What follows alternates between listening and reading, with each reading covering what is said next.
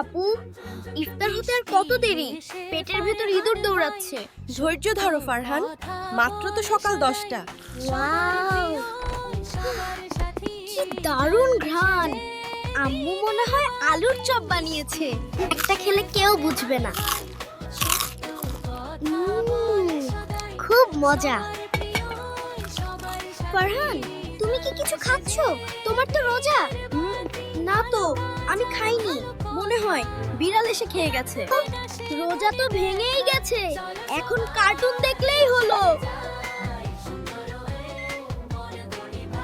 বাবা, আমি ভুল করে চপ খেয়ে ফেলেছি। কাঁদিস না বাবা, ভুল করে খেলে রোজা ভাঙে না, আল্লাহই তোমাকে খাইয়েছেন। ফারহান, ভুল করে খাওয়া দোষের নয়, কিন্তু মিথ্যে বলা অনেক বড় গুনাহ। আমি বুঝতে পেরেছি বাবা, আমি আপুর কাছে মিথ্যে বলেছি।